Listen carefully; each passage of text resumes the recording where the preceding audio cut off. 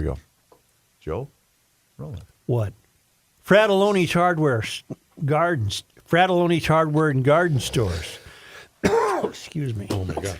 Brings you Garage Logic Podcast number 1467, January 21 already, 2025. It was 48 degrees on this day in 1900, and it was 41 below on this day in 1888. Man, they had some cold days back in those pioneer days. The old Hail the flashlight king. And now, from the mayor's office above the boathouse on the east shore of Spoon Lake, it's Garage Logic with Chris Reavers manning Technology Corner, Kenny Olson from the Krabby Coffee Shop, John Haidt in the newsroom, and of course, the Rookie. Here is your flashlight king, fireworks commissioner, and the keeper of common sense, your mayor, Joe Soucheray. May I tell you something while I collect myself? Sure. Before I read this letter. I did the homework. I love to do it. I always do it. I hate to do it. I know. It's snowing in the Gulf Coast. It's snowing in Houston and Louisiana. Is it snowing in the Gulf of America? Yeah. And inevitably, you'll hear that this obviously must be the result of climate change. So I did the since whens. The record snowfall for Houston. And the records aren't, they only go back to the late 19th century. Right. But The record, Houston. The record snowfall in Houston, Feb 14, 1895, 20 inches. What? Valentine's Day, 20 And inches? I thought 20 inches, that can't be right. I verified it on a number of sources. 20 inches of snow on Valentine's Day in 1895. And then other amounts are much more reasonable. 4.4 inches on Feb 12, 1960. 3.1 inches Jan 30, 1949. 2.8 inches of snow on January 22nd, 1940. 1.7 inches in Feb 12, 1958. Nothing in the modern era until we get to 1 inch. You had 1 inch in 2009, 2017, and 1968. Apparently, Houston is among the southern tier cities that are under a snow warning now, which is tough for them because Yeah, but the hell, they don't even own shovels, much less plows. right, but you'd think you'd be very lucky if you got 20 inches on Valentine's Day. Happy Valentine's Day. No, the point is that, again, there's really nothing new in nature. The climate is always changing, and I hope you remember this when you're confronted by a prematurely gray-haired 42-year-old euphorian who is screaming about climate change. And look what's happening to Houston. My God, how strange can the weather be? Well, 20 inches of snow in Houston on Feb 14, 1895. Hey, fool, this is Mr. T, and I want to wish everybody a happy Valentine's Day, from one sweetheart to another sweetheart. I'm getting it ready because we're going to need Thank that you. in a couple of weeks. We needed that on a Yeah. happy Tuesday. So Rook hands me a manila envelope. Freshly delivered by the finest inter-office mail guys we have. Right. I probably wouldn't even have opened it till later. You know, Yeah. I'm so unaccustomed to getting. Your inbox is in a weird place. Yeah, It's not attractive to the eye. I'm sure she won't mind me using her name, from Christine McFetridge in Chippewa Falls, Wisconsin. Dear Joe, regarding GLer of the Week. I've been a listener to you for so long. I first started listening with my dad as a kid. He passed in 2014, but was an amazing man. He wouldn't listen to anything other than talk radio. He read the paper from front to back daily. He was a Vietnam veteran who volunteered to go so his brother could come home. When I asked my dad why he liked talk radio and the newspaper so much, he told me it was our own personal responsibility to make sure we knew what was going on in the world every day. I have never taken this lightly and try to follow in his footsteps. He was more than right. When I was in my early 20s, I worked at Donley Electric on Rice Street. I was the only girl in the shop, and we listened faithfully every day. I always listened, even when I wasn't at work. Your thoughts and values are so close to my dad's that listening to you is like riding alongside of him in his truck again. It's about as close to him as I can get. Today I received an email about becoming the GLer of the week. I was excited about this promotion. When the town council started, I was smitten, but I am a true GLer and wouldn't bite. I had too much going on in my life and couldn't really afford another expense. I'm an only child, and 1 year after my dad passed, my mother was diagnosed with metastatic breast cancer. She's defying all the odds and is still with us. I wrote to you about my daughter, and now my husband has acute heart failure. My older daughter has also moved back home to complete her graduate degree. I'm only 49. It is a lot. With everything going on, I could not justify a town council membership. I think she's referring to the annual membership. My husband is not a GLer in any sense of the word. I am pretty sure he does not have any idea what a piston is or what it does. Excuse me. I have to do all mechanical things in our life, down to replacing the windshield wipers on our vehicles. My husband is a good man. He knows he's not allowed to talk when your show is on. One day after he heard about the town council, he knew I had to be a member. I told him no. That was silly.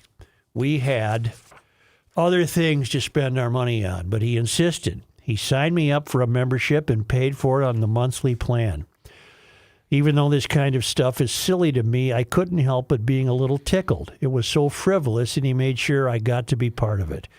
I was so excited today when I got the email. I thought maybe I could win. Then I saw that you had to be an annual subscriber. This is so un-GL-like. Honestly, I was surprised that you ever stood behind the town council. It just doesn't seem like something you would support. I know that you are not the one behind this, but putting your name on this promotion has taken the wind out of my sails. I am sending you back my membership certificate and card. The Joe Souchere that I thought I knew would never stand for this. We actually pay more for our membership annually, but because we weren't able to pay it all up front, are literally less than. I will always listen. You and my dad are intertwined and fill my heart with so much love. You will never know the true impact you have had on your listeners. This is so heartbreaking to me. I never thought I would see something like this from you. Hail the Flashlight King. Sincerely, Chris McFetrich. And then she sent back this. I'm speechless. You know, the cliche thing in radio or podcasting world when something like this happens is for me to say, well, I'll take care of it for you. But I think that wouldn't mean anything to her. That's also happening right now on YouTube. People are volunteering. I just don't think it would mean anything to her. She's so... Oh, she's principled. She's principled. And I didn't think of the town council as an unprincipled add to the show. In fact, I thought it was fairly reasonably priced. But you never know about people and how they're... So let's break it down. She's upset that I it's think $10 a month as opposed to $100, and instead $120 if you pay it up front. It's $10 a month, $100 well, I for the year. I think what she's suggesting is that the monthly subscribers should be just as eligible for a Citizen of the Week than the annual subscribers. Oh, well, is that a glitch? Why, would it help if I could change that, Christine? Because I can make that happen. I don't know why I couldn't make it happen. But to offer to pay her membership would be... That's a cliche. Of course I would pay your membership, Christine. Okay, well, common sense dictates that was a flaw on our end to say it's exclusively if you pay up front and don't pay monthly. Nice swing and a miss, Matthew. No, that's legit. Not a flaw. Not accidental. Definitely on purpose. And therein lies the problem. I can't believe we're actually having this conversation on the air, to be honest. Neither can I. This is an off-air thing. Well, I don't care. I'm having it on the air. But That's I applaud you. I'm glad you are. Get it out there. it's not a rip. It's okay, we found a flaw. Let's fix it. Because that is, if somebody is a listener, shut up. To me, Turn it my ringer makes down. Sorry. to me it makes sense that monthly members should have just as much a crack at the bottle of syrup you get every week or whatever we're giving away, right? Well, agreed. Well, She's been listening with her dad. She's 49 years old. So what are we putting on there? 25, 30 years? Her dad only went to Nam so the brother could come home. Which is, wow, that is something. Wow. Yeah. Well, Christine, here's what I'll do. Tell your husband he's apparently delighted in providing you this little prize, this little present. Tell him to keep subscribing. I'm going to send you your certificate back to you. You're going to rule. You I'm reject making her a ruling. resignation. You reject her resignation. Thank you. It's exactly what I'm doing. Christine, I do not accept your resignation. Stay a monthly member. I'll go to the powers that be, and we'll make sure all forms of membership in the town council are eligible for the weekly award. Hereby my ruling, Christine, I have the gavel. I hereby rule that I reject your resignation. Your membership card is coming back to you, and you, along with everyone else from here on out, are eligible for Garage Logic Citizen of the Week. All right? It's good. Huh? It's good to be king, huh? That's right. So I got your We'll deal with that address. later. I have your address. I have, No, we won't. I even, Christine, you got one of the lousy signatures. Yeah, are you calling it in? Maybe send her a new one with them. And I further, Carmen Killebrew like written Joe Souchere. I further reject this, Christine, because you've been a member for 2 years, since 1/23/23. So you are not resigning. Okay. How about that Elon Musk? He went like this: from my heart to you. Got it. Are we going to spend 4 years? I got to make sure I got Christine's address. Are we going to spend 4 years analyzing every moment? Did we the last 4? I can't take it.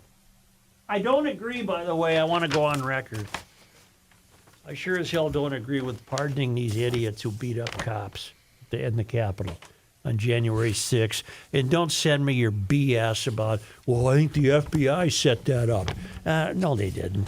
You had some asshole dressed in a sheep's suit who went in there, was breaking glass and wreaking havoc and everything else. I applaud many things Trump's going to do. I'm all for this country having a border. I'm all for this country getting rid of this DEI nonsense, and I'm all for this country becoming so energy independent the rest of the world has to come to us for oil. I'm all for that. I'm not for, you pardoned them, Trump, because they acted, you think, on behalf of you, and I'm not accepting it. I think it's terrible. I really do. I really do. I watched the film. It wasn't a tour group going through the Capitol. When you That's arrive as with much weapons. my house as it is your house. You wrecked my house, and now you get pardoned. I can't imagine law enforcement is smooth with this. One cop had a heart attack and died. The staff apparently is so silent. I can only assume that they approve I'm of not this. sure what to say because I would think that the Secret Service and the boys and gals in blue would be more like-minded with President Trump, but they don't like to be crossed. I also think you can't just have a blanket indictment over every single person because every case individually is different. The dude that sat at Nancy Pelosi's desk was trespassing. Yeah, he should be in jail. Yes. So should the idiot wearing the horns and the buffalo suit? I Whatever agree. the hell he had on. The Well, Viking they outfit. didn't just stroll in either. I remember They them. broke in. Well, I remember them climbing a wall. But some Right? people were doing. Struggling? Correct me if I'm wrong, but there were some people that were that are serving time that didn't even enter the Capitol. Well, that I'm unaware But of. you're saying they were on the grounds, but they were inside the fence, but not inside the building? Correct. So I think to just have a blanket indictment over everybody, like I mentioned, I don't think that's right either. More than I've been- 100 police officers were injured. The mob some were armed with poles, bats, and bear spray. They overwhelmed law enforcement, shattered windows, sent lawmakers and aides running into hiding. While pardons were expected, the speed and the scope of the clemency amounted to a stunning dismantling of the Justice Department's effort to hold participants accountable over what has been described as one of the darkest days in the country's history. Well, I think we've had darker days, but I understand the sentiment. Top 5, maybe. Yeah. Trump also ordered the Attorney General to seek the dismissal of roughly 450 cases that are pending before judges. Maybe that's referring to the people Reavers are referring to. Those people still are awaiting Yeah. trials and sentences, the 450. Okay. So that he wants those without prejudice, which means you can't bring them to trial ever then. Casting the rioters as patriots and hostages. No, the Israelis in a hole in the ground in Gaza are hostages. Okay? These idiots aren't hostages. Right. Words mean something. Trump has claimed they were unfairly treated by the Justice Department. I'm sorry. Trump's claiming that because they were loyal to Trump. He contends they were politically motivated. Trump said the pardons will end a grave national injustice. I didn't think it was a national injustice. Sorry. You might have to find another show because I'm not kissing Trump's ass like you want me to on this one. I certainly will on many things, but this is ridiculous. Absolutely ridiculous. I'll be damned if I'm going to sit here for 4 years and I don't know what we're supposed to do. It's all going along. As I said, there's many things Trump's going to do that I really like, and those are things that could not possibly have happened with a leftist in power. I'm appreciative of that, but I'm going to cling to my statement that I've made long ago. The election of Trump falls under the rubric of be careful what you wished for. I expected some good changes from him, but I don't understand the urgency of swiping the slate clean already when he doesn't really. His need to be idolized is, again, goes back to something that happened to him at the age of 6 or 7. There's a switch didn't get flipped or got flipped too much or something. There was an overload in the neurons that were firing when he was 6 or 7. There's no other one like him. He can be endlessly entertaining, endlessly funny. He doesn't think he's funny, but he can be endlessly funny and entertaining. But this insatiable need he has to be known as Sir. People come up to me and say, Sir, hey, blow it out your ass. You're no more of a sir than any other president. I don't want to take a break. I did find one quote that I really hated concerning this. Back in December of 2023, he said some of the Capitol Police should be convicted of crimes. No. On January 6th, No. not the people that were. No. No. You know, Plus, I how are kinda- you supposed to be tough on crime?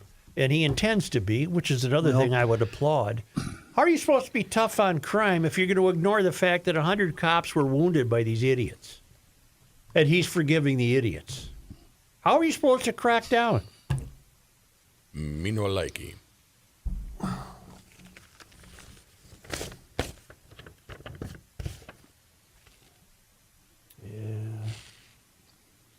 Day one. You want to back up? Day one. Day one. You want to back up and talk about something you glanced over that I think is fascinating? The 4 years of analyzing every little thing, and my interest is in regards to Elon. Mm-hmm. And I learned yesterday, after everybody was making a big deal about Elon waving and looking like a Nazi I can salute. find you a picture of Harris, by the way, doing that same thing. It's just, how you doing, people? The entire internet has found numerous examples of that. But I didn't realize that Elon was on the autism spectrum. Mm-hmm. He has Asperger's syndrome, which is part of the autism spectrum. And with that, you have difficulty communicating or engaging with others in social settings. Eye contact. You have heightened or diminished responses to sensory stimuli, such as loud noises, bright lights, unusual textures, and you have poor fine motor skills, poor handwriting skills, poor coordination, clumsiness, and unusual body postures and gestures. I didn't realize any of that about Elon, and when I read those symptoms, it reminded me of a guy I work with every day from noon to 1:30 who has some of those things, as maybe we all do here at GL. Did you see the picture of Elon seated next to Barron? And the caption was, 2 forms of autism. Now, he's 21, so he's fair game now. I don't 18? know. I thought we didn't go after kids. I said he's 21 now. I know, but still. Well, he's not a kid. All right. I'm not going after him. I don't know that he has autism, but he appears to be a different sort. He's 18. He's 18. March 20th, 2006. He's still an adult. Well, I'm not ripping the kid. No, I know. Apparently, he's Very smart. well-spoken. And Yeah. But I think, to answer your question initially, it is going to be 4 years of analyzing every little I won't. thing. I can't. I can't. And when you think of the last 3 months of this administration, they weren't taken to task on anything. I don't remember the last press conference he did.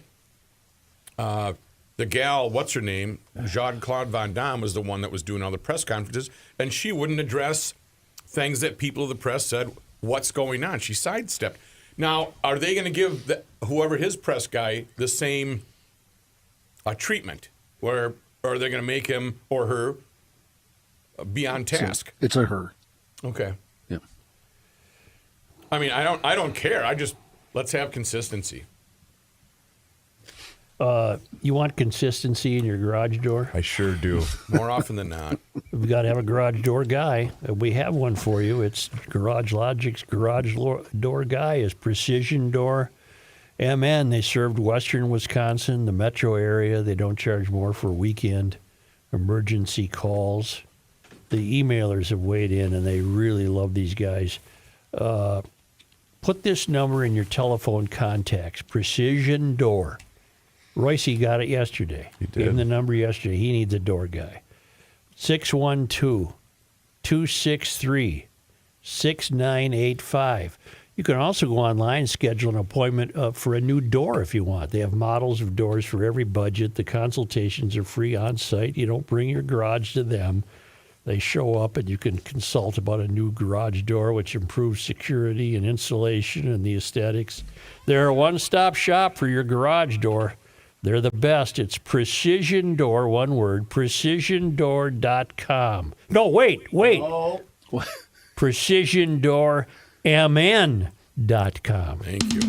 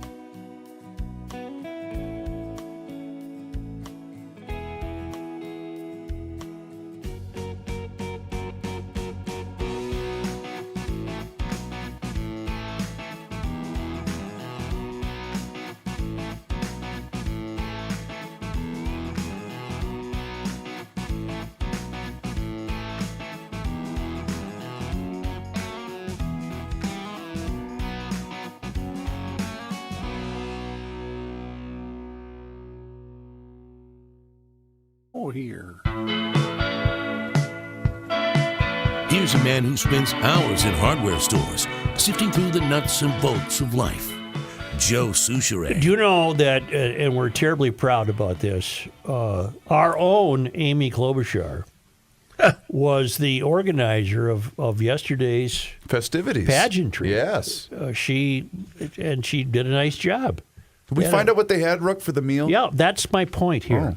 Don't worry about the meal. I'll get to the meal. The meal's very important. I would if I were you. Very important. And I don't want to hear about your I'll input tell on you the if I'd food like it. either. I'll tell you if I'd eat it. Well, I found the planning of the menu very telling. Ooh.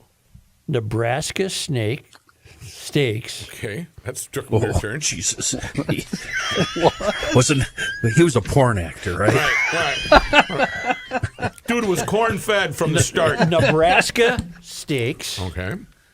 and Minnesota apples. It was almost as though she was anticipating a different presidential couple. Yeah, definitely. She had the old steak for Walsey, Yeah. and she had the apples from her state, because she obviously had to plan this well in advance. Right. She planned the inaugural lunch that took place 90 minutes after the official swearing in. The apples were, they made a nice, an apple icebox terrine. Oh. I don't know what that is. I don't know what that, I'm looking it up. With this is for you, Matt, with sour cream, ice cream, and salted caramel. Ooh. All right.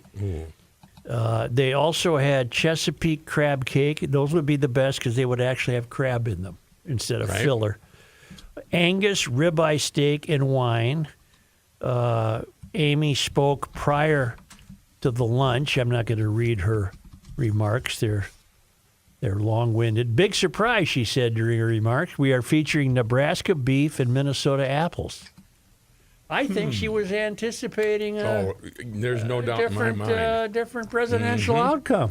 Huh? There's no doubt Too in my late to mind. change the menu when the Right. Trumper wins. Right.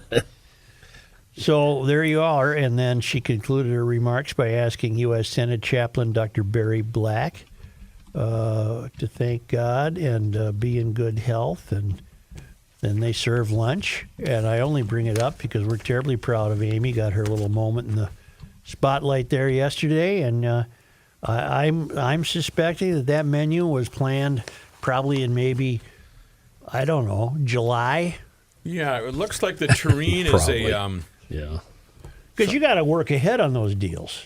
it's not a spur of the moment. It's like ordering White Castle. Joe, you have anything to say regarding the people that didn't show up at the breakfast? Ilhan and others? I believe only Angie Craig showed up from the Minnesota DFL or Democrat delegation. What about Tina? Was it Tina? Do we see Tina anywhere? Well, Google it, please. I'd like to know. Did Tina Smith way in attend hell. inaugural? I can tell you right now. But Angie Craig had a reasonable response. She said, I thought it was important to be there. Many people in my district voted for Trump. And she handled it like an adult. Now, see, I dumb it down to this. Did they get paid? And I'm thinking if I was there and if I wanted to get paid that day, I would have to go to the lunch. I would probably go to the lunch. If I got paid no matter what, I'd stay home. Well, That's how I approach We have things. DFL legislators still hanging out in a basement somewhere, and they're Back getting here paid. in town. Yeah, back here in town. So one would assume they'd get paid no matter what. Well, they got paid. I don't know what that has to do with it. Of Well, it course has they get everything to paid. do with it. Well, for you, it doesn't have anything to do for them. Of course they get paid. They have to buy stocks, don't they? They got to figure out how to play the market. They need money. Come on. The whole thing is a scam, isn't it? Oh, God. I don't want to go down that road. In any event, Angie Craig, I do know, is there. I don't know who else. Ilhan was not, but I don't think anyone missed her, nor was she expected to be there. Mm-hmm. She's not a Trump fan. Right.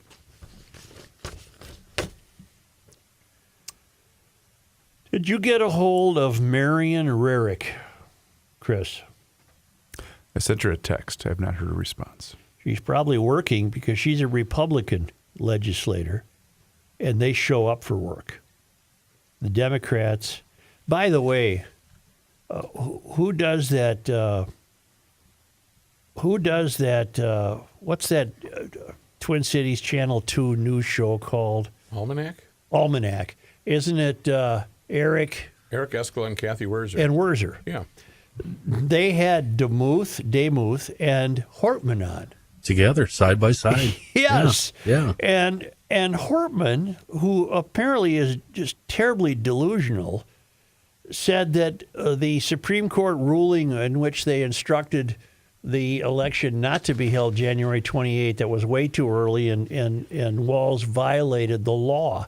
And Hortman said that ruling brought us back to a tie. And even Escala, who spent his whole life not making a statement about anything, laughed. And so did Werzer. They laughed at that, which I applaud them. They laughed at it. Well, it was. How could you say that, Hortman? The Yeah. ruling clearly said, the election date was illegal, and you remained out of work. You're not tied.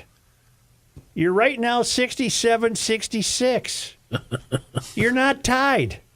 And they burst out laughing, which I thought was a great ray of hope, because it's just not the type of show where they would laugh at the expense of a fellow DFLer. You know That what I show mean? is about decorum, usually, Well, it most is. of the It's time. not like us. It's No, not at all. it's polite and reasonable and very soft spoken, but they would never laugh at the expense of a lefty. And here they were, by their standards, they were almost guffawing. In any event, Marion Rarick, who we've had as a guest. Are you getting a text from her right now? Yes. Oh, Chris, is she available? About to find out, Joe. All right, Chris. Is Chris pouting now? Chris is not pouting. Chris is curious why you're in such a crank-ass mood today. Not me, baby. I'm ready. Well, because I'm worried about Christine's Geez, is membership. there anything else you want to rip about the show and everything else right now? Chris, this and my analogy is we're out on a lake. Yep. The ice next to shore about 4 inches. You just get about 50 yards out, it's about a half inch out there. that's So a you good- just want to stay close to shore today on GL. Yep, that's what I'm doing. Stay close to shore. If I Well, fall you in, know, I'm only going to get you up to my moron, waist. you were trying to pardon everybody who showed up at the Capitol. Me? That's the opposite Reavers of what I was. said. Oh, I'm not pardoning them. Okay. Marion Rarick. Let's go here. Where is she? Let's Where go is here. she? Let's go here. I saw this on the news last night. She's doing the Lord's work. She wants a top-to-bottom revenue and spending review of the entire University of Minnesota system. Because she contends, rightly so, that it just has never been examined. There's just so little oversight on everything in this state. And it turns out that, of course, the U of M wants another $225 million from the taxpayers. But it's her concern, Marion's concern, that salaries and benefits for presidents, vice presidents, chancellors, and department heads keep growing throughout the system. And there's the buck isn't stopping anywhere to say, wait a minute. Right. She said across the entire $5 billion annual budget, it's never been asked for. The legislature has never looked for this before. They didn't know what to do. So, yes, this is historic. Okay. I believe it was Jay Coles talking to her, and Jay said, is this historic? And she said, yeah, it's never been done. They've never put the administrators under the Klieg lights and say, why are you making what you're making? Let's go and why here. do you have 14 assistants? I'm all for it. Let's go here. I think what every state needs, and this one especially, is a nonpartisan review board that covers not only the U of M, but virtually every aspect of government. Well, then you need Doge here. That's as long as it's nonpartisan and separate from government. I don't want any senators or representatives on this board. Rarick will be looking to see if those salaries and benefits are comparable to similar university systems in other states. I want to know if the administrators are making so much money that it's not getting to the professors, it's not getting to the staff. There's increases in tuition, and it's just feeding this machine of administrative bloat. Hear, hear. Here, here. Harumph. The U of M has asked the legislature for $235 million for the 2025-26 school year as part of its overall $5 billion budget. Doesn't that failed academy every year ask for money? Yes. Or every biennium? Annually. Well, I think it's Or biennium. Yeah. The University of Minnesota Board of Regents has final approval of the system's budget, and Board of Regents member James Farnsworth told Coles that the scrutiny is welcomed. It continues to demonstrate that we need to put in the work at the legislature to show that as our state's public land grant R1 university, I don't know what that means, that we're spending our funds appropriately, said Farnsworth. Farnsworth said making sure the money is spent wisely and research programs and student achievement continue to be a high priority is important because it's in the best interests of the state. It's always a task that is going to require us to really put in the work to do our due diligence because we're asking for a lot of money, said Farnsworth. Well, you're always asking for a lot of money, and there are people that graduate from the U of M with exceptional accomplishment and exceptional degrees, but for the most part, I don't care what anybody says, it's a failed academy. And With a nice, healthy endowment. well, but these schools, I've said this before. You bring, big insurance has been brought to Washington. Big pharma has been brought to Washington. Big tobacco has been brought to Washington. Big autos have been brought to Washington. Everything's been brought to Washington and made to sweat under the lights. Never has big education been brought to Washington. There's an unholy alliance between the political class and the academic class, both of whom live on the third rail. There's an unholy alliance. But think about that also. With that grand endowment that they have made hundreds of millions of dollars with with this economy going up. It's just like looking at your 401k. You made 14% on your money this year. So they're making 14% on $1.3 billion. Well, it's unrealistic. So spend some of that money. It's unrealistic to think that the taxpayers are not going to support the U of M. Of course they are. But I think it's important to define to what degree should they be supported. And exactly as Rarick is pointing out, how much of the dough we send you is actually getting to professors and research and test tubes? What's your number? Why do you have 14 assistants, all of whom are making these salaries and have these benefits? And she wants to find out about it. I hope she does. Did you find out anything? Still waiting. I see. Mm-hmm. Still trying to pardon everybody in Washington?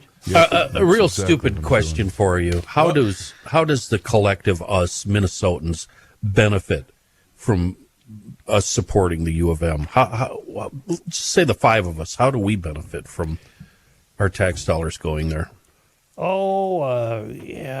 Somebody invents a new breed of wheat, and the farmers have a better day, and they pay more taxes. All right, I'm unaffected. Apples. They come up with another Honeycrisp. They can have all the money they want. Yeah. Or they produce good medical people who maybe invent a new laser beam to point at your brain, and suddenly your brain cancer disappears. It's not even the U of M Can I use that? hospital. Can I use it? It's not even the hospital anymore, isn't it? Now a Fairview Hospital. Yes. The U of M. Yeah, didn't they buy it from them? They're still associated, but I believe they purchased it. More money for them. An informed citizenry is always beneficial to the state. All right. I just wish that it wasn't so failed in that task. Because I've met U of M people who can't even read. So let's go here. I don't have anything to tell you, Chris. I do. Okay. I'd like to tell you about our friends at North American Banking. You know what? I wish you would. And I'm going to do it so slow Good. that I might be here till 1 o'clock reading this ad today. Here's the deal. It's banking done differently with North American Banking Company. They take the time to get to know you, your family, and in some cases, your business. I got a great email from Daryl thanking me for pointing him in the direction of North American Banking Company. He's a GLer, a small business owner, and he said, Reeves, you were right. I really liked the way I was treated at North American Banking Company. And I hate to admit it, But again, you were right. Well, thank you, Daryl, I guess.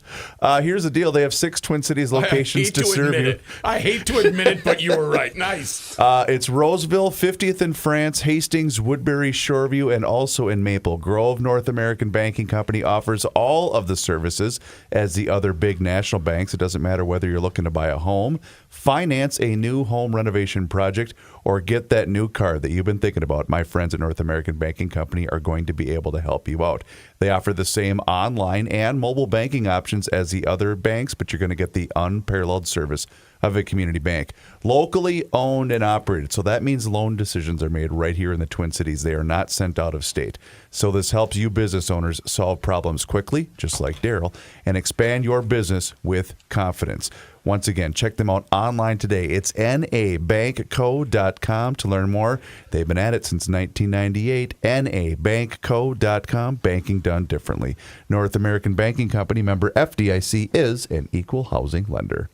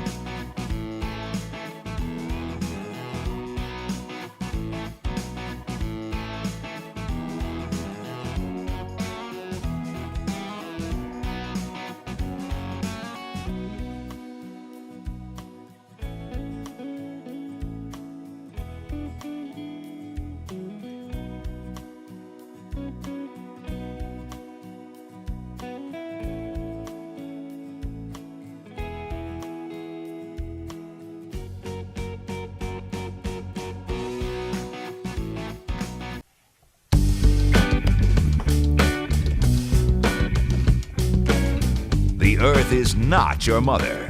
The Joe Souchere Show. Here's John Haidt. Thanks, Joe. This news update brought to you by North American Banking Company. House Republicans have filed a response to 2 DFL lawsuits that ask the state Supreme Court to weigh in on legislative proceedings as House Democrats continue their attempts to block a quorum. The petition responds to separate cases brought by Secretary of State Steve Simon and House Democrats, and it asks the Supreme Court to dismiss both lawsuits on grounds they lack standing and that other branches of government should not be the arbiter of how the legislature conducts business. The filing says the parties to this dispute and Minnesota voters have all the tools they need to resolve it themselves. Judicial interference is unnecessary and unwarranted. Both DFL lawsuits asked the Supreme Court to declare a quorum in the House of Representatives as a fixed 68 members rather than a majority of elected members. John, Paul Wickstrom will be joining us shortly. He's the Republican who ran against Curtis Johnson in the disputed district. Yes. Minneapolis police are looking for the killer or killers of 2 men who were found shot late last night as they work to determine if the deaths are related. According to police, officers were first called to the 3400 block of 3rd Avenue South around 9 p.m. for a report of shots being fired. When officers got there, they found a man who had at least 1 life-threatening gunshot wound and gave him aid. However, the man died at Hennepin Healthcare. About 10 to 15 minutes later, police were called to an alley in the 3100 block of Harriet Avenue for reports of a body being dumped from a vehicle. There, officers found a man in his 30s who they say had multiple life-threatening gunshot wounds. He also died at Hennepin Healthcare. Well, Minneapolis Police Chief Brian O'Hara said the 2 men were shot in separate incidents. He says investigators are still working to figure out if the shootings are related to one another. Apple Valley police say multiple people over the weekend reported seeing Shufob Zhang, a Domino's employee who went missing last week after departing for a delivery route. The latest information on Zhang's whereabouts suggests he had been wandering and might be experiencing a mental health crisis. Police said Zhang's unoccupied car has been found. It was found Sunday in Superior, Wisconsin.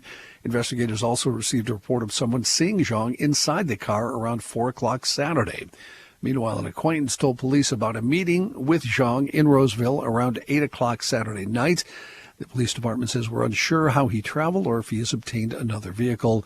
Police add that Zhang is not believed to be a threat to others, but noted he does have a permit to carry and is known to have a firearm on him. Private jet had to make an emergency landing at Minneapolis-St. Paul International Airport last night while flying from Fort Lauderdale, Florida. Were you briefed? I've not been briefed on that, so I will not speak. So please, just continue on, John. Thank you. According to a spokesman for MSP, the aircraft emergency occurred about 10:20 in the evening when the pilot of a Hawker 800 XP reported a nose gear failure while attempting to reach Flying Cloud Airport at Eden Prairie. The aircraft was diverted to MSP for an emergency landing, which it made 30 minutes after the initial emergency report. Due to the nose of the aircraft being stuck in the retracted position, the landing caused sparks and smoke, but all of the plane's occupants, 2 pilots and 4 passengers, were able to exit the aircraft without any injuries. What is that, a private jet? It's That would be my guess. It's a mid-sized business jet known for its comfort, range, and performance. Very popular for private jet charters. Seats up to 8 passengers in a pressurized cabin with a bathroom. It has an outhouse, Joe. Are you going for the endorsement? Because it sounded like there that I'm glad they were safe in there. In all seriousness, Rook, how often does that happen? An emergency landing at the airport? Is it frequent? I Is don't it know, once but when a I was month? leaving yesterday, there was a fire crew on the runway. I don't know what they were waiting for somebody to come in. There's call-ins, but usually it's not major like a plane skidding across the runway. Gotcha. They might have a medical or something like that on board. In national headlines, executive orders from Donald Trump in the first day of his second term as president. He signed an executive action that extended the deadline for TikTok's parent company to find a new owner or face a ban in the U.S. He rescinded 78 Biden-era executive actions, a lot of those which Joe Biden signed on the first day of his administration. Among the revoked policies, an executive order that required federal agencies to extend prohibitions on sex discrimination to include sexual orientation and gender identity, an order that required executive branch appointees to sign an ethics pledge, an order that allowed transgender people to serve in the U.S. military, and an order that banned the renewal of private prison contracts.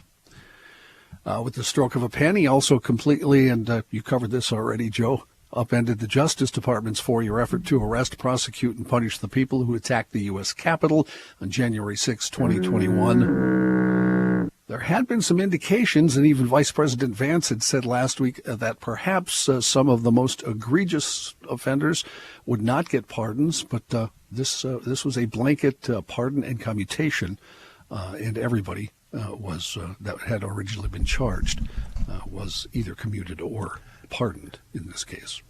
I know you guys think that's a big deal. I'm more concerned. Is there any way we can put Fauci in prison forever? Maybe in solitary confinement. Is that ever going to happen? I have Fauci derangement syndrome. But here's the problem. FDS. Here's the problem with pardoning even the most egregious offenders. That the precedent established is that you can do any damn thing you want if it's on behalf of Trump. Well, no. Well, I did. Well, Joe, we see that on both sides. I was going to say, Biden had the most amount of pardons in presidential history. What about Lake Street burning down? I mean, that's something that changes every 4 years or with every president.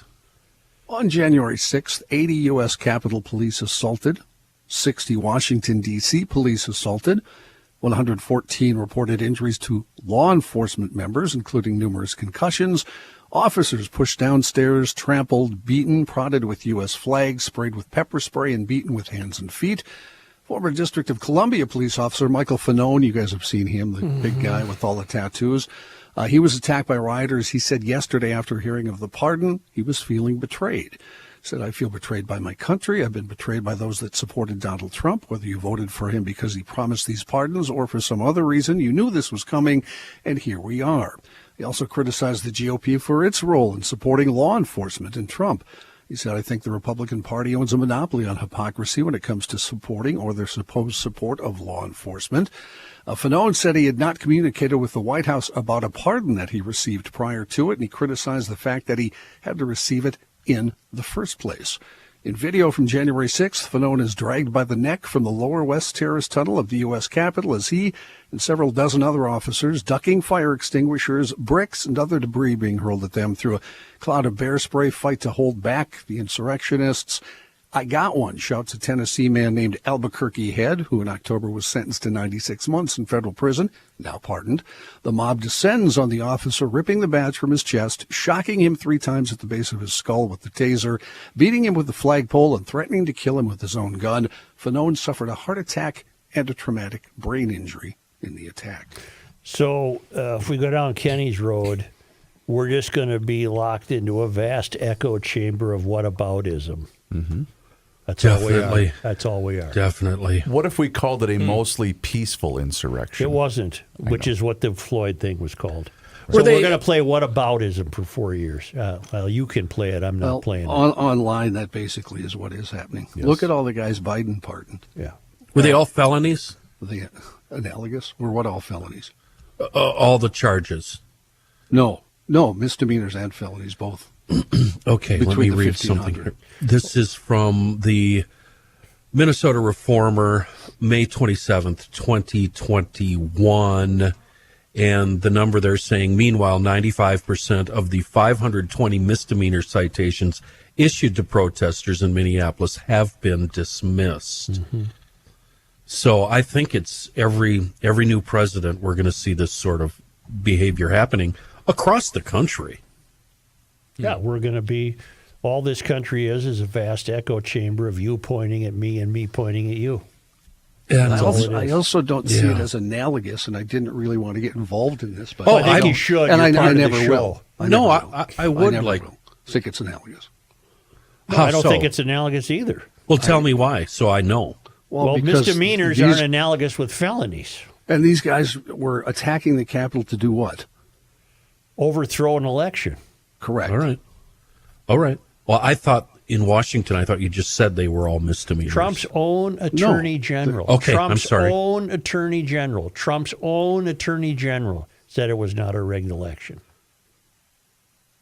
There was plenty of misdemeanors and plenty of felonies. In fact, remember, several were convicted of sedition. How about this? Don't pardon the felonies, pardon the misdemeanors. Well, see, and that's kind of what they hinted at last week, and Vance kind of said the same thing. But then apparently that was not the official stance of the administration, just his look at it. Well, Apparently. what about that's, Hunter. Yeah. What was your favorite moment from yesterday's inauguration? Did anything stick out? The kids climbing all over I Donald like- Trump and That gal that was wearing the white blazer, who you could see her Sanchez? underwear underneath. That was Bezos' Bezos' wife. new gal. Sanchez. Yeah, whoever that was with lacy under things, and you could see a lot of bosom. Lacey Underall. Kenny, That along girl. those same lines, my favorite moment was when Carrie Underwood was done singing, which she did an amazing I job. think she threw a Acapella. souchere-like tantrum. What do you mean? No, she just I said, gotta "I'll get just outta do here." it." No, I'll but just then do it. she Right. was pretty angry. But upon the conclusion of her singing, She left in everyone the gave third the quarter. applause, and you see Dougie Boy standing next to Kamala and Wild Bill, kind of give her the up down, like, "Hey, How you doing how over there?" there?" You got over there, darling. I know we're pressed for time Undefeated. here, but I have one more story that I know Wow. Kenny wants me to get in, and Yeah. I would like to get in. The last original member of the band has died. Oh. Garth Hudson, whose Swirls of Lowry organ helped elevate the band from just a juke joint refugee band into one of the most resonant and influential rock groups of the 60s and 70s, died in Woodstock, New York this morning. He was 87, the last surviving member. His death was at a nursing home, confirmed by a close friend and colleague. Hudson did more than play the organ for the band. He knew a lot of instruments, and he played them all for the band: saxophone, accordion, synthesizers, trumpet, French horn, violin.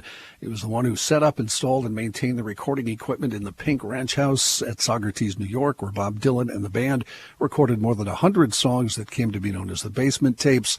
When the band became a force on its own, he arranged the music on the group's albums and painstakingly tweaked and honed its recordings, adding brass, woodwinds, and electric flourishes that accentuated the group's authenticity. He was 87. One more death. Willard Yes. Eichela, who coached the Yes. Edina High School hockey team from 1958 to 1991, died at the age of 91. Wore Man. that famous houndstooth checkered fedora. 91. Hell of a guy. He's from Eveleth. That's house money, baby. Let's talk to Paul Wickstrom when we come back.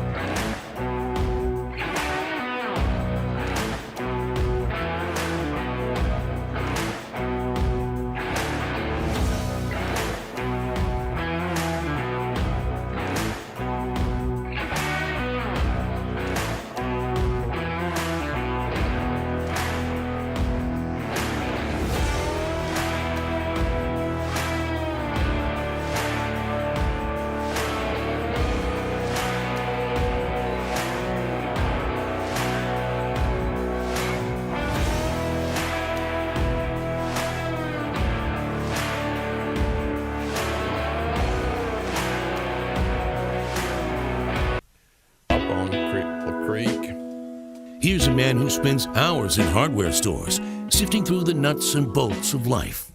Joe Souchere. Paul Wickstrom is joining us. Paul, we've never met. Did you ever think you were going to become this famous? No, Joe, I haven't, and the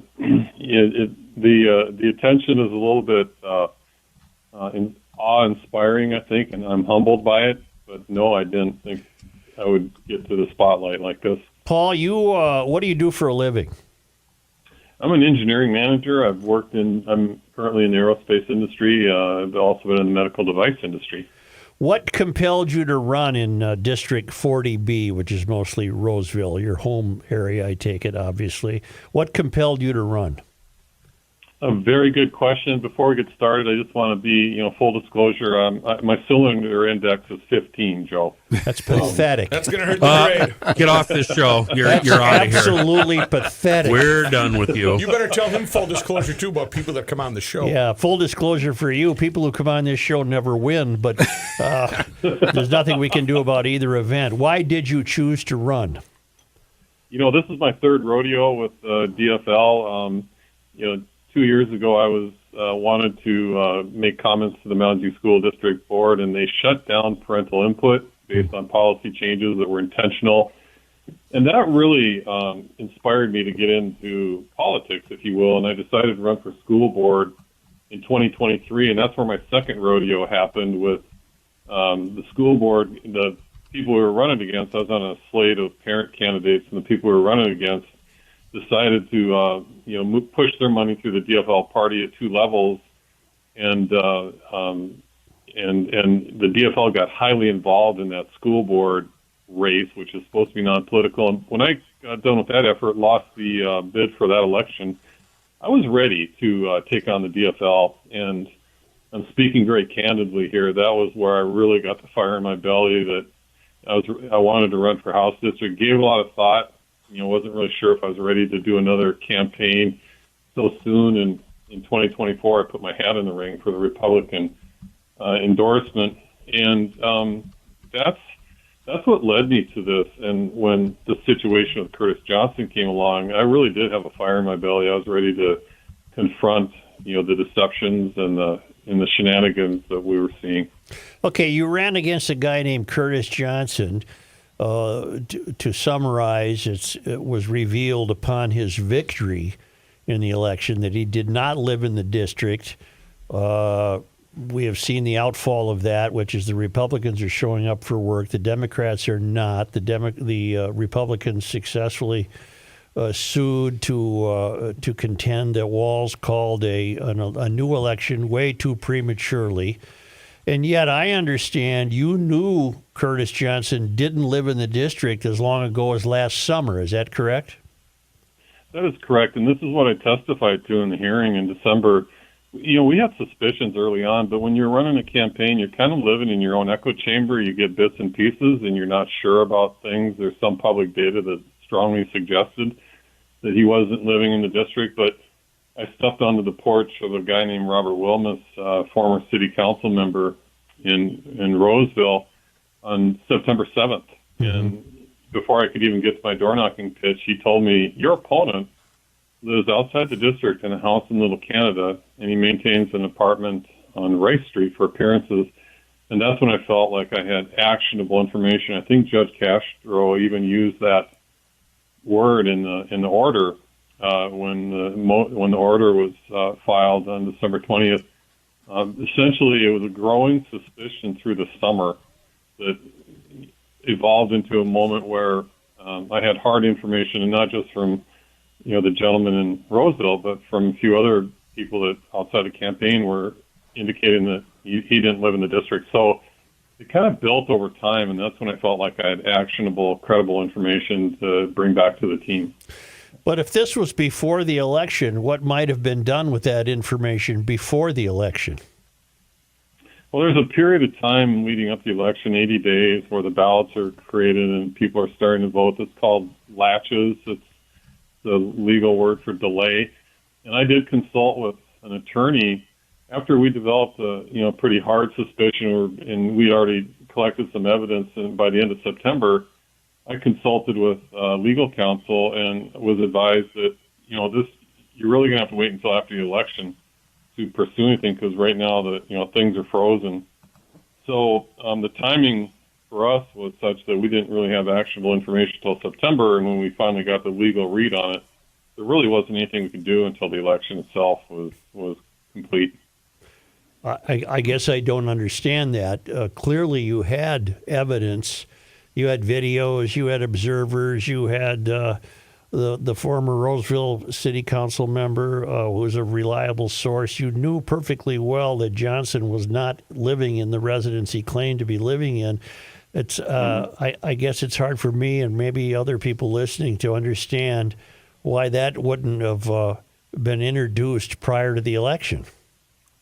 Well, I did introduce it in a public ad on October 15th. I did challenge him publicly about his residency, and his behavior changed that day instantly. He left his house and was, after that, appeared to be in his apartment. But we didn't, that's all I could do as a candidate at that point. I had an attorney tell me, this is not going to be, there was case law precedent that, indicated that this wouldn't be acted upon legally until after the election. So that's, what I was advised. And then on October 15th, I actually ran an ad that had over 30,000 views on YouTube. Mm-hmm. So we made it public. We did go public with it. And then there were 3 newspaper articles. Alpha reported on it, and then I think the Pioneer Press and then Star Tribune. So we did have some coverage on it. Do you feel like you're now campaigning again for this election, which we still don't have a date for it yet? Are you in a campaign mode right now? I guess you're running against a guy named Gottfried now. Correct, and yes, we are in a campaign mode. It's surreal to be in a special election cycle when you have a 32-day timeline to begin with, when the governor issued his writ on the 27th, and knowing that in the middle of that 32-day timeline there could be a Supreme Court decision that could change it. So these last several weeks have been surreal, and trying to plan and commit to things that you would do in a normal campaign on a highly accelerated timeline. So now we're all kind of just waiting to see when that next writ is going to be issued. There's some uncertainty. Will it be February for the election or March? But we're in a campaign mode in the meantime.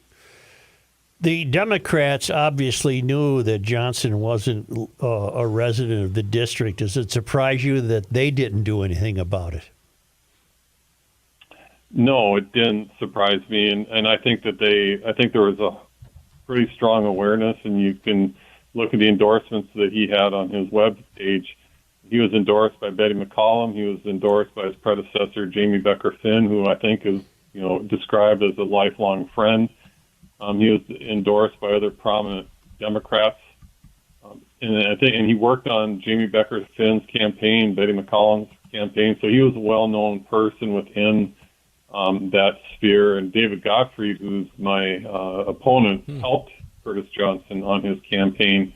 So there's a pretty tight circle of people there that knew Curtis Johnson, and it's hard for me to believe that they wouldn't know where he lived.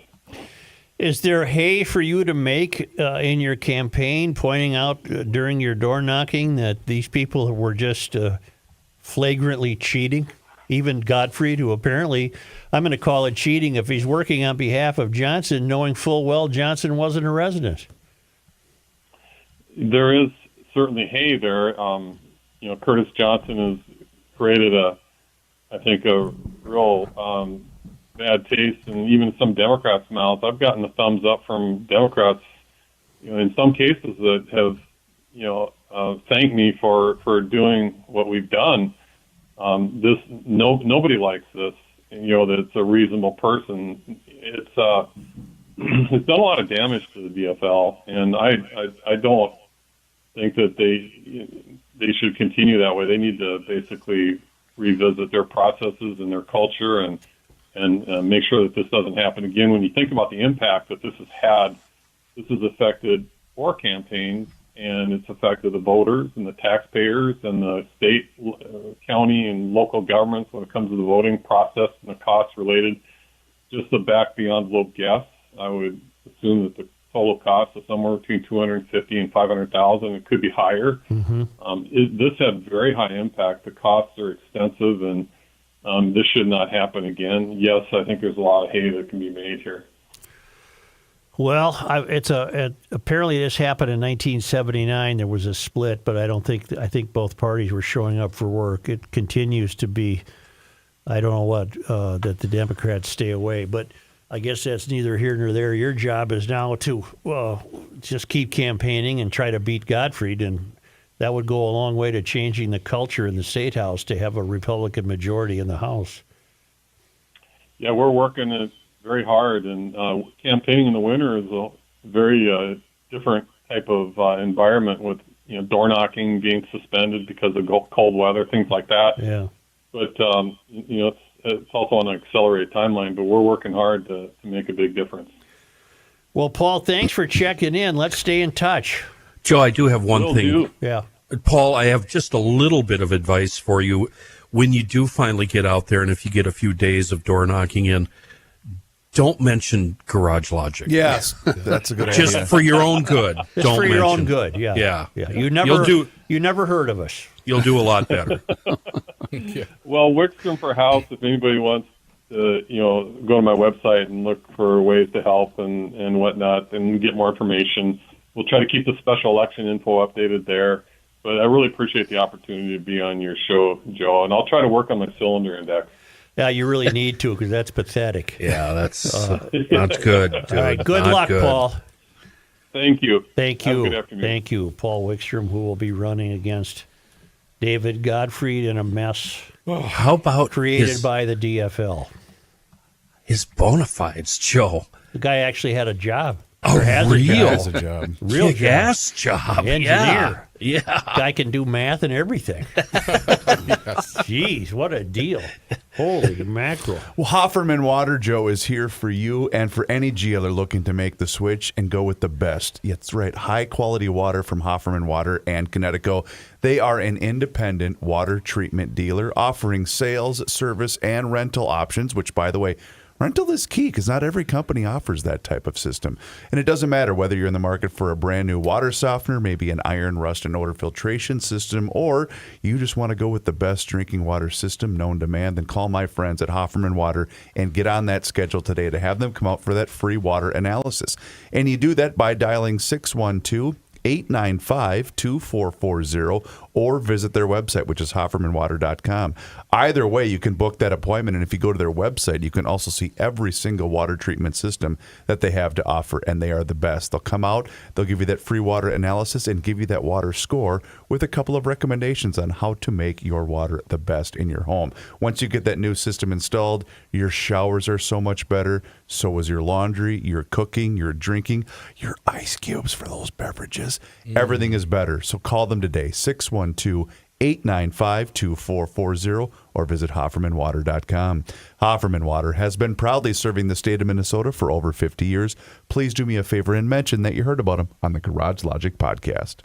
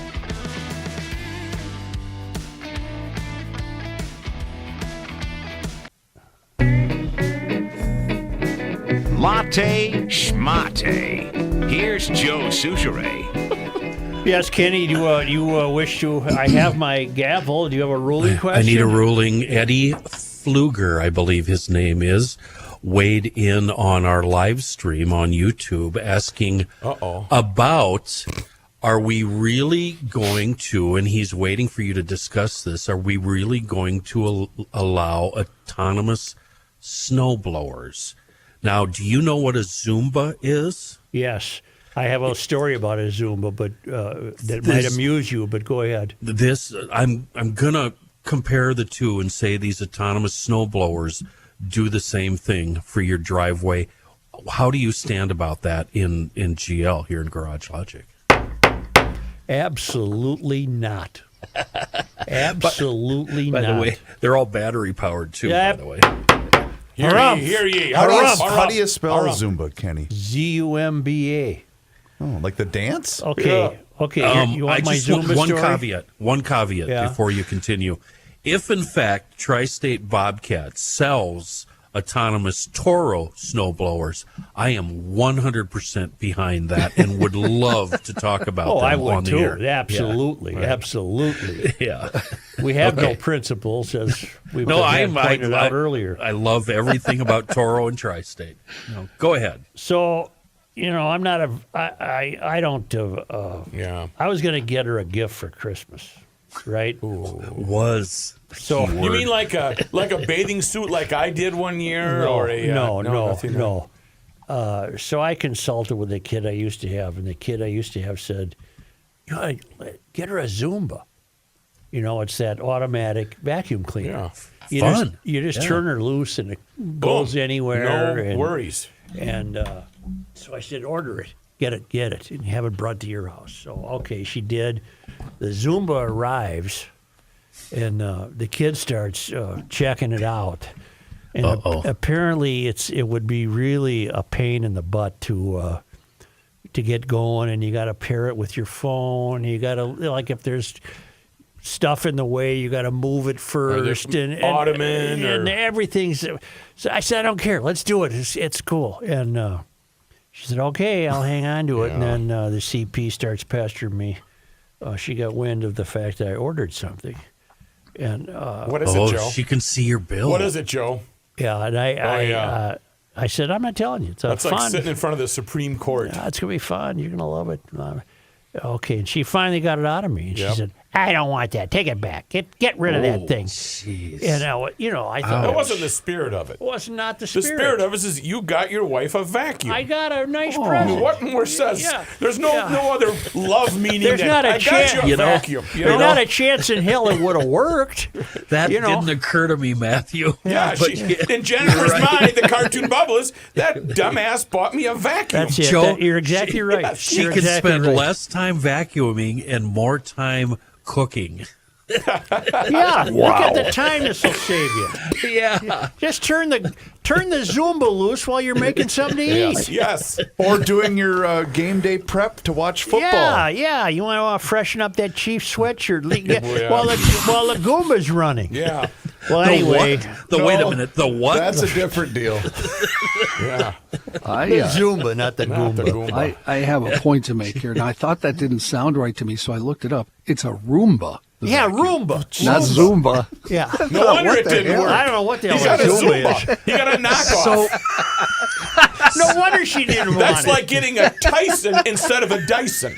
So, where is it now? Is it in your daughter's back house? to the factory. Shipped her back. No, okay. All right. No, and everyone saw This is top of the line, Jim. Usually This that's is a good Zumba. opportunity, you know.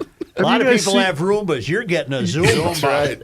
Have you guys seen the lawnmowers like that? Yes. Yeah, in action. It's very disconcerting when you're driving along and all of a sudden you see one on somebody's lawn. I don't like it. I don't. You know what they do make, Joe, though? They make a pretty big, healthy-sized remote control snowblower. So you could sit there in your garage with a little joystick. I think that's kind of cool myself. Years ago, back when I was still living in Carver, my next-door neighbor, Dave, the one that pranked me by wrecking my vehicle on accident, he had an electric mower that made zero noise. Yeah. Literally just you Well, hear. that's the point of them. They don't make any noise. But Leland had a little popcorn thing that made more noise than him, and I said, "You realize my 7-year-old kid has got a louder lawnmower than you do?" I found it disturbing though because you can't hear it at all. I want to hear it. I do too. The worst product I've seen in use is an electric snowblower. I saw one on my walk, a lady using this, and I had to stop. A snow brush or a two-stage? No, it looked like a snowblower, only it was plugged in. And it just did a lousy job. It wasn't cordless? No, it was a cord. I think I have a corded the one. cord going into her house. You can only get down half the driveway. When I full disclosure, It was terrible. When I first moved into my house in South Minneapolis, I think it was 97. It came with one of those lawnmowers with a cord. The first summer, I went through 3 extension Sure, cords. you're going to run over. Chop. Without electrocuting yourself. Yeah. I finally went and got a 2-stroke. What were the green 2-strokes? Lawn Boy. Lawn Boy. Yeah. And I ran race gas and race oil in it, so it smelled like a motocross track in the 70s. Yeah. Well, anyway. Hey. I mean, I hope the ruling was accepted in the spirit in which it was intended. The mayor has ruled. Mm-hmm. Only because they come to us all the way from the traveling Lymans who are still in Lake Las Vegas, Nevada. Lake Las Vegas, Nevada. It was on this day, Day 1, Jan 21. 1844. What happened, Brock? Steamboat. Jacob V. Brower was born in New York. I'm sorry. Jacob V. Brower was born in York, Michigan. After moving to Minnesota in 1860, he surveyed the headwaters of the Mississippi River and played an instrumental role in the preservation of Itasca State Park. He died in 1905. Huh. I had never heard of That's him. pretty late, 1905?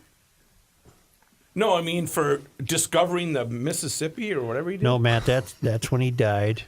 No, but I'm saying that's still fairly recent for a guy that discovered the turning point of the river. He surveyed the headwaters, Matt. The headwaters were well known. Survey. And boom goes the dynamite. Thank you. And on this day, Jan 21. in 2017, about 100,000 people gathered in St. Paul to protest the policies of Donald Trump, inaugurated the previous day. Boy, they didn't give him much chance, How'd that did work they? out? The ensuing march and rally at the Minnesota State Capitol were part of similar events held nationwide to coincide with the 2017 Women's March in Washington, D.C. Now, as near as I've been able to tell, those protests have not been replicated this year, have they? There was some to do in Washington. The difference Weekend, is they had small ones, the difference is this year you and John weren't there to lead the protests. You guys didn't show up. I didn't lead any protests against Trump. I was downtown St. Paul Saturday night in the heart of St. Paul by the XO. Were you the only one? Well, no, there was an event, some type of protest, but there was nobody there. It was not busy at all. Not well attended? It was not well attended. Joe, I was joking. I was taking a shot at you, Joe. Did you see this year? Did you see this year the Grande Parade for the St. Paul Winter Carnival is marching down Grand Avenue? I did see that. I did. That isn't what it's supposed to do. But they got about 6 cars? It's supposed to go downtown. It's on Grand Avenue. Hey, did we miss it? Yep. She already went by. I'll tell you what they have not screwed up is the Grande Parade that goes through downtown. That still is really cool. It goes right by McLaren's apartment. Torchlight. Matt. What? The Grande Parade is the one I just said is going to go down Grand. Yeah, and I correct myself. The Torchlight Parade is what I meant to say. Well, that should be downtown, too. Yeah, it is. And I saw it last year. It was fantastic. What's your favorite parade, G. Others? What do you got? Call me now. Yep. And boom goes the dynamite. All right, I got to run. Thank you, G. Ellers. Sorry. Yeah. There's nothing to be sorry about. G. Ellers, please do us a favor and hit the, what does Kenny like to say? Smash that like button and subscribe to the Garage Logic YouTube channel. Yeah, Garage Logic has a YouTube channel, and we are posting, let's see, full segments, video shorts, behind the scenes footage, and you can also watch the show each and every single day starting right around noon on our YouTube channel. You should also follow us along on all of our social media accounts, which includes X, or Twitter as us old people like to call it, Facebook and Instagram, and sign up for the Daily Logician. It's an email. Comes right to your inbox each and every single day, and it includes the most recent episode of the podcast. Yeah. My gavel is falling on hard times.